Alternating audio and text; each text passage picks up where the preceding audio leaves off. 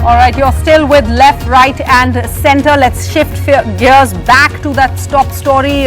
What was to be the story of the day, the voting taking place in those two states and the exit polls coming out that I think are showing the BJP winning 2 of the 3 northeastern states, Tripura, Nagaland, to stay with the BJP. What's going to happen, Ankit? Take us through these exit polls. What are the main takeaways? What is it showing us? All right, so let's just go through the numbers. And remember, just a word of caution, NDTV does not do any exit polls. We are only telling you the mean of all the exit polls which are taking place on other news channels. So 4 to 5 exit polls have come out. Let's first talk about Tripura. In fact, in Tripura, the poll of polls suggests out of the 60 seats, the majority is 31. The BJP seems to be getting through the majority mark, getting over the majority mark on its own, along with its ally, IPFT.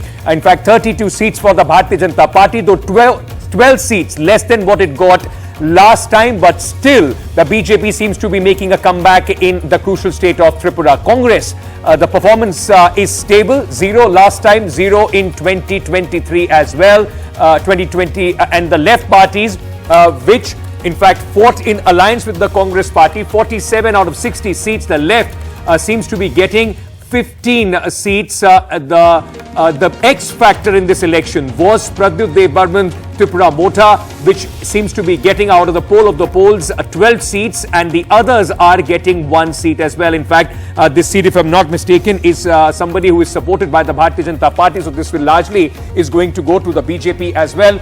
Overall, the picture of Tripura suggests in the poll of the polls is that the BJP is expected to make a comeback. Let's now, in fact, talk about the other big state, the Meghalaya.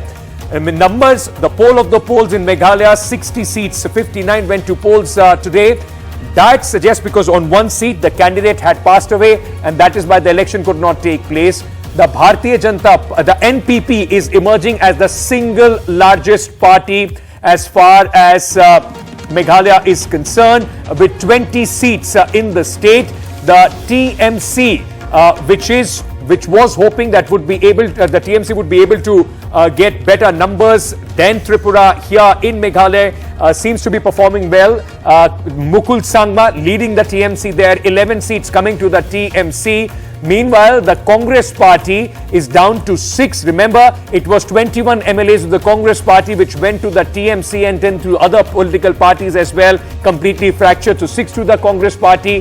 The Bharatiya Janata Party also expected to win 6-4 up from last time. They had 2 seats in the last election. So the big picture, this could be in fact the state where it is heading towards a hung assembly.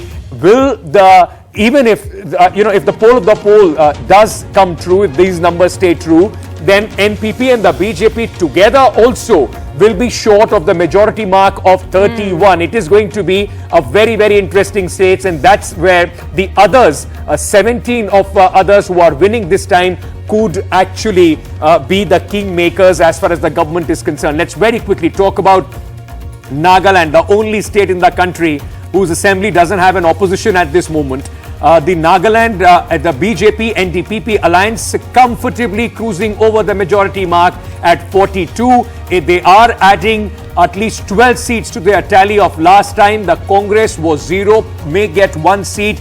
NPF, the Naga People's Front, 6 seats minus. So they are basically from the single largest party last time coming down to 6, others 11. So the Bharatiya Janata Party seems to be winning the Christian majority state of Nagaland as well. In fact, Sarah.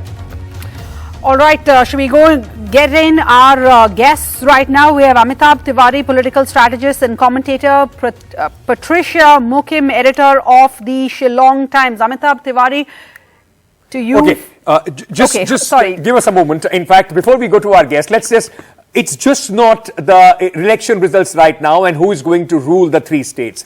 This is the beginning of the long election season, and this will have indications and impact on the national picture as well, Sarah. So let's very quickly give our viewers a brief of how it may impact the state elections of the results of these 3 states may impact the big scenario of 2024. It is being seen as the semi-final. The entire 9 states would be seen as the semi-final, of which we are starting with these 3 states.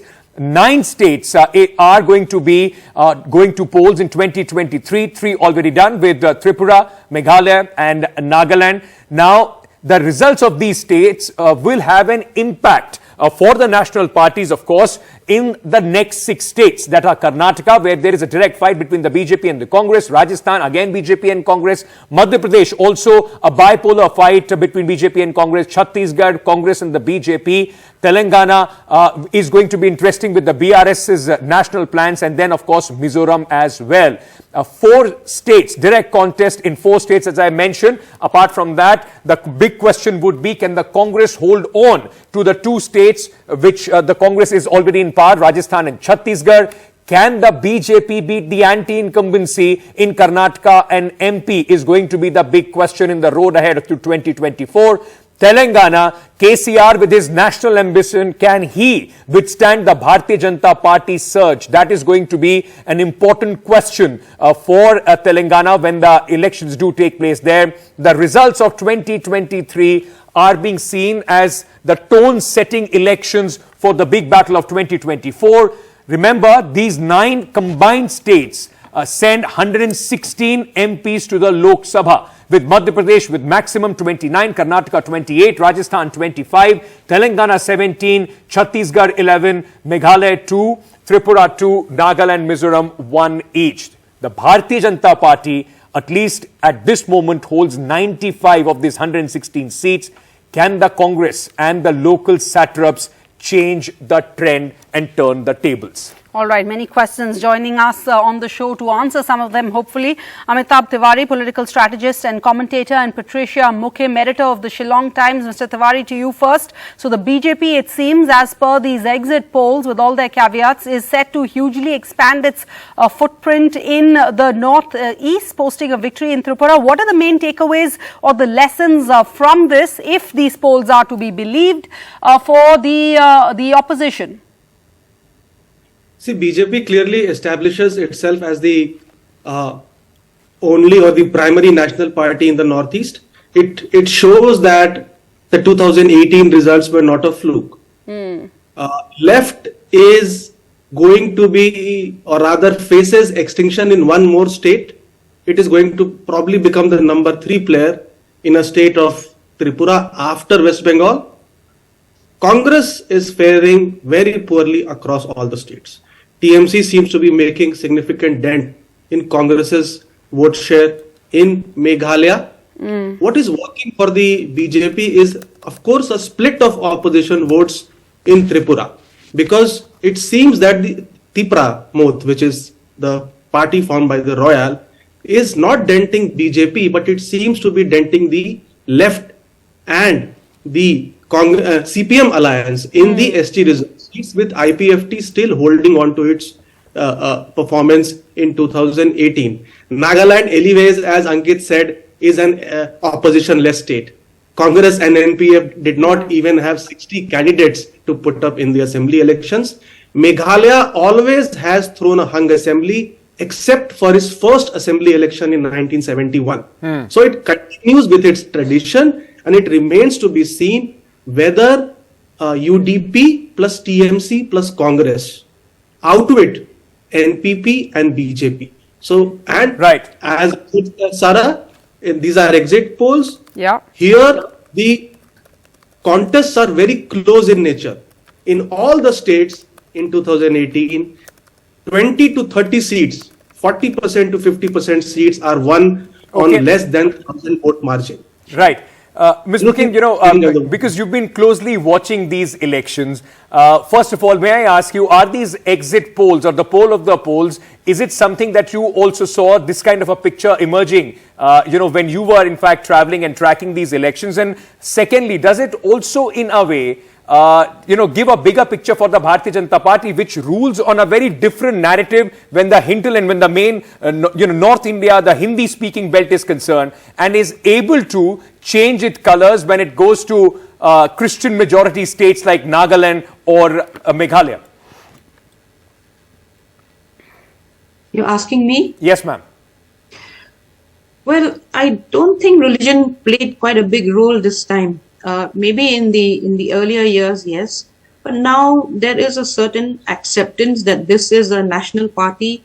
It has been working here for the past 5 years with the other coalition partners, and therefore, it's not such a big deal.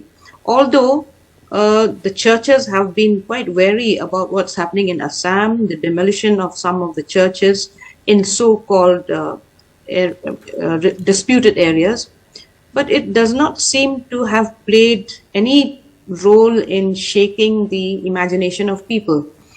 Besides, I think a lot of the people who traverse through Assam, they are seeing development up close, and they believe that perhaps if the BJP has a bigger role to play in these states of Meghalaya and Nagaland, where development is not visible at all, then perhaps maybe these states also can have better development. And there is somehow there is this belief that the BJP has been sending a lot of their ministers here to monitor projects, to monitor the Jal Jeevan mission, although these projects hardly work beyond certain spaces. The rural spaces are still very, very backward. They are as they were 50 years ago. But the fact that ministers come and go, I think creates some kind of traction in the minds of people while they vote. But I'm sorry to see that the exit polls have not mentioned the United Democratic Party, which is quite a force in the state of Meghalaya. It cannot just be considered the others, It's a force, and it has been in the government with the NPP, the BJP in the last 5 years, and it may get about maybe 8 to 10 seats this time. It will be a major factor in government formation. So to just discard it as the other is not practical. All right. Staying with Meghalaya. Also, I need to make this point that the RSS has been playing a very silent but major role in That's true. In the states of Nagaland and Meghalaya, and they've made more traction in Meghalaya than in Nagaland. So, very, very interesting. In fact, Sarah, like you were also asking, can I just very quickly, in fact, Ms. Mukim, ask you this, because, you are in Shillong. If it's a hung assembly again, NPP leading, BJP, getting, let's say, 6 seats, do you see once again the same coalition being repeated? Because we have seen that NPP doesn't go for pre-poll alliances, but post-poll, they are open to business with anybody. Yeah. So there's been a lot of name calling between the BJP and the NPP. But we all knew that this was just, some sort of an electoral show. And I think they're comfortable with each other, because which other coalition can you look at? I don't think the TMC would want to join or have any traction with the BJP unless a section from the TMC breaks away, which is, I don't know, hardly unlikely. or hardly likely. So it will be NPP, BJP, UDP yet again, and maybe some smaller partners. Well, they say you can't, politics leads to strange bedside partners, so you never rule out NPP and BJP coming together even after. Here, when Mr. Amit Shah came here, he gave us a very, very horrific certificate saying Meghalaya is the most corrupt state in the country. And then, of course, he threw all the blame at the NPP. He called it a dynastic party and all that. But they don't have any qualms about coming together now. I don't know how they'll explain this to the public. Worse has been explained by our politicians in the past, Miss. Oh, all right, Mr. Amitabh Tiwari, one last question to you. You mentioned, as we were talking about in Tripura, how the TMC has actually been eating into the Congress's vote, right? This would lead to the same arguments that the Congress has been throwing, leveling at the TMC, that they are the B partner of the BJP, trying to really, they did this in Goa and it ate into the Congress's votes. I ask you this question in the context of what this means for opposition unity. What is the opposition likely to learn from these lessons as we go into a critical general election year? See, the opposition is not likely to learn much lessons, and I believe 100% opposition unity is a myth. So with this elections, if TMC does relatively well, it is likely to go solo. And the current alliances of Congress with the UPA And with the addition of two more parties, which is JDU and a faction of the Shiv Sena, which is Uddhav Thackeray, these two have joined the UPA. So on 350 odd seats, UPA was number 1 and number 2 in 2019 Lok Sabha election. So that is around 65% of the total seats. And on 35%, which is UP, Bengal, Odisha, Andhra, Telangana, I don't think there is likely to be any opposition unity. And Kerala, of course. Just one more question. We've talked about how the Congress could be heading to perhaps its biggest setback in the northeast. How exactly has the TMC done overall? Because they're also trying to expand their national footprint. And these elections, these assembly elections are very crucial for the TMC too. There is this sense that the TMC is an outsider party. I don't know why. And it's amazing that especially the Bengali population, largely settled in Shillong, are so anti-TMC. I mean, it's difficult to explain. And they say whatever it is, the TMC is okay in West Bengal, but not in Meghalaya. And that kind of campaign has played a role in the Khasi Jaintia areas. But the TMC seems to be doing well in the Garo Hills. So there is this divide, there is this divide in the sort of an ethnocentric divide, even in our understanding of political parties. Okay. And here, the point is that people don't vote political parties. They don't vote ideology. They vote personalities. Candidates. So it's always been difficult to predict, results. That is why, individuals are very important as far as the elections in these states are concerned. And that is also somewhere that it becomes easy for them to switch from one political party to other because they are not dependent on that political party's flag or symbol to win the elections. Thank you so much to both our guests for joining us and, giving us some more perspective as far as these three states are concerned. That's all the time that we have in this edition of Left, Right and Centre. News and updates will continue on NDTV. At this moment, thank you so much. Good night. Good night.